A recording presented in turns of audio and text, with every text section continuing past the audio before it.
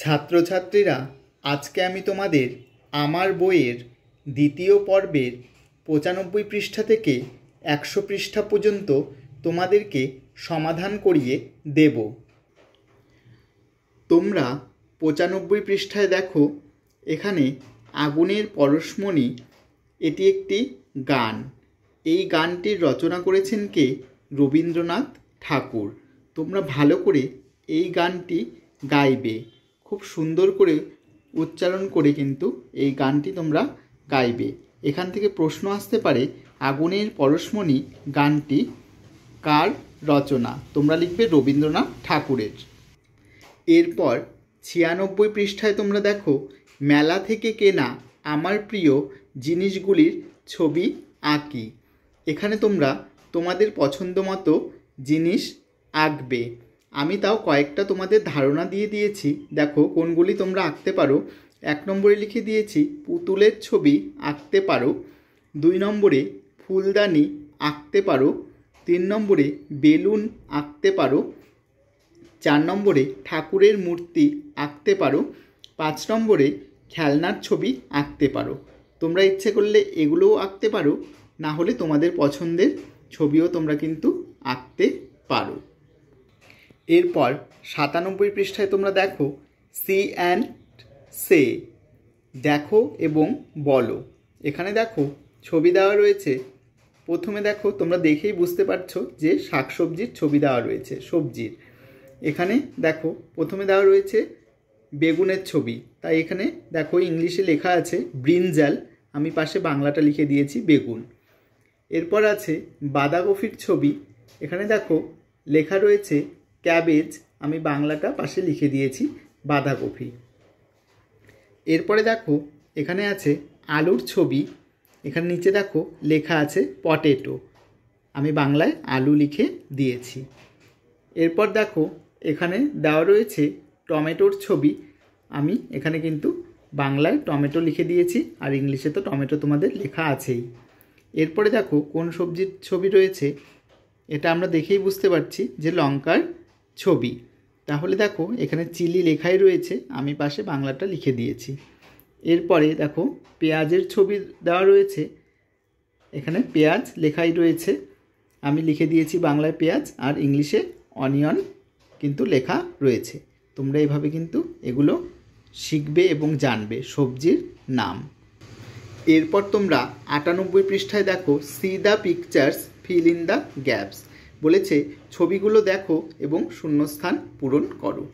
তাহলে দেখো প্রথমে দেওয়া রয়েছে টমেটোর ছবি, এখানে লেখা আছে আই ক্যান সি এ, এই ফাঁকা ঘরে হবে টমেটো।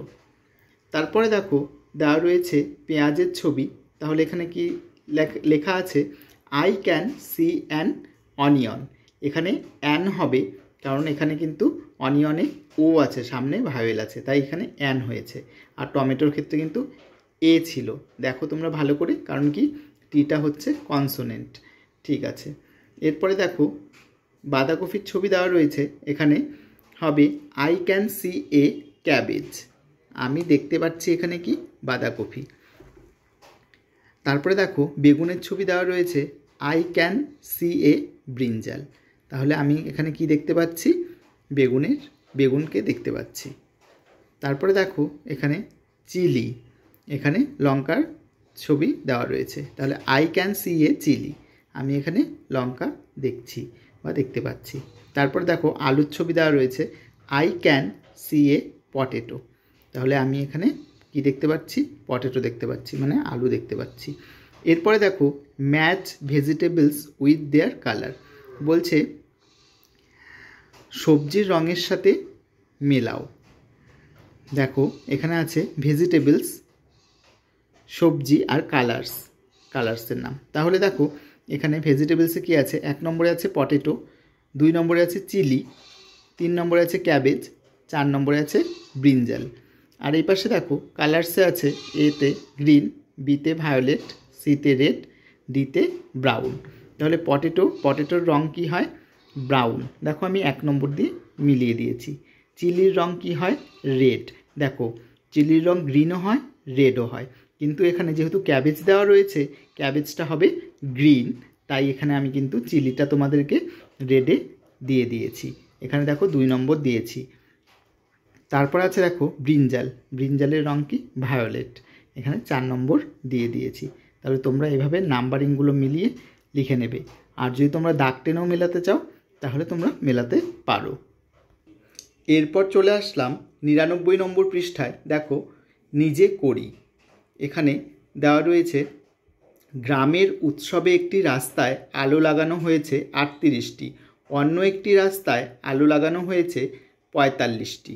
দুটি রাস্তা মিলিয়ে মোট কতগুলি আলো লাগানো হয়েছে হিসাব করি। এখানে দেখো মোট আছে, তার জন্য কিন্তু এটা যোগ অঙ্ক হবে প্রথমেই।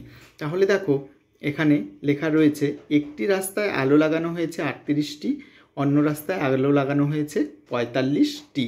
তাহলে যোগ করলে কত হবে? এখানে দেখো আমি 83টি লিখে দিয়েছি, মোট আলো লাগানো হয়েছে 83টি। কীভাবে হলো সেটা তোমাদেরকে আমি দেখিয়ে দিয়েছি। দেখো প্রথমে পেছনে 8 আছে, তাহলে 8টি দাগ দিয়েছি, আর নিচে লাইনে 45-এর 5টি দাগ দিয়ে দিয়েছি। তাহলে 8 আর 5 যদি তোমরা দাগ গোনো দেখবে 13 হবে। তাহলে 13 3 বসিয়েছি। দেখো এখানে নিচে 8-এর পাশে 3 বসিয়েছি, তাহলে হাতে 1 রইল, হাতের একটা কোথায় রেখেছি? ওপরে। তাহলে দেখো 4 আর 3, 4টা দাগ টানবে আর 3টা দাগ টানবে, তাহলে 7টা হবে, আর ওপরে হাতের 1, তাহলে 8। এখানে 83টি কিন্তু হবে। এরপর দেখো এখানে আছে ঘুড়ি ওড়ানোর উৎসব হচ্ছে, সকালে আকাশে বড় ঘুড়ি উড়েছে 68টি, বিকেলে আকাশে ঘুড়ি উড়েছে 14টি, সকাল ও বিকেল মিলিয়ে মোট কটা ঘুড়ি উড়েছে হিসাব করি। তাহলে দেখো এখানে ফাঁকা জায়গা আছে, আমি কিন্তু লিখে দিয়েছি। সকালে আকাশে বড় ঘুড়ি উড়েছে 68টি, বিকেলে আকাশে ছোট ঘুড়ি উড়েছে 14টি। তাহলে এই দুটোকে যোগ করলে মোট ঘুড়ি উড়েছে 82টি। 82টি কী করে হলো?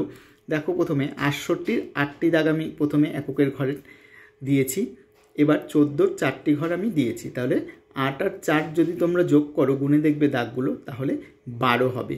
12-র 2 কিন্তু আমি এখানে বসিয়েছি 82-র ডান পাশে, দেখো এককের ঘরে। আর হাতে কত থাকলো? 1। এই যে 1টা আমি গোল দিয়ে মাথায় লিখে দিয়েছি। তাহলে দেখো 6 আর 1 তোমরা যদি দাগ টেনে করো তাহলে দেখবে 7টি দাগ হবে, আর হাতের একটা দাগ যদি আবার দাও তাহলে 8 হবে। তাই এখানে দেখো 8 হয়েছে। তাহলে মোট ঘুড়ি উড়েছে 82টি।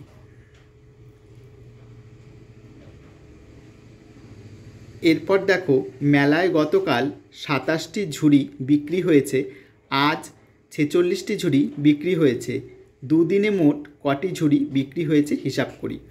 এখানে দেখো লিখে দিয়েছি গতকাল ঝুড়ি বিক্রি হয়েছে 27টি, আজ ঝুড়ি বিক্রি হয়েছে 46টি, তাহলে মোট ঝুড়ি বিক্রি হয়েছে 73টি।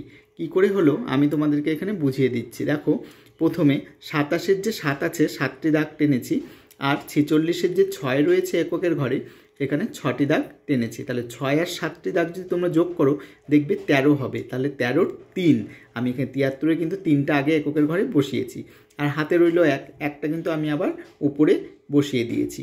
তাহলে দেখো 4 আর 2 যদি তোমরা যোগ করো বা কাঠি টেনেই যদি তোমরা করো দাগ টেনে, তাহলে 6 হবে, আর এই হাতের একে কত হবে? 7 হবে, আরেকটা দাগ হয়ে গেল, তাহলে 7। এখানে কিন্তু মোট ঝুড়ি বিক্রি হয়েছে 73টি।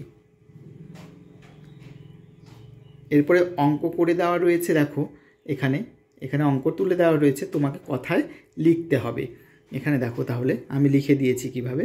রাজিয়া বাগানে চারা গাছ লাগিয়েছে 28টি, সহেলি বাগানে চারা গাছ লাগিয়েছে 29টি, দুজন মিলে বাগানে মোট কতগুলো চারা গাছ লাগিয়েছে। তো এখানে দেখো বইয়ের মধ্যে তোমাদের লেখাই ছিল রাজিয়া চারা গাছ লাগিয়েছে 28টি, আর সহেলি চারা গাছ লাগিয়েছে 29টি। তাহলে দুটো যোগ করলে কিন্তু হবে মোট চারা গাছ লাগানো হয়েছে 57টি। কিভাবে করেছে আবার তোমরা দেখে নাও।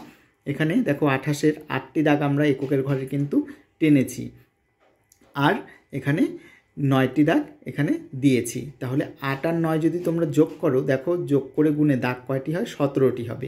17র 7 কিন্তু আমি বসিয়ে দিয়েছি, 5-এর পাশে এককের ঘরে 7টা।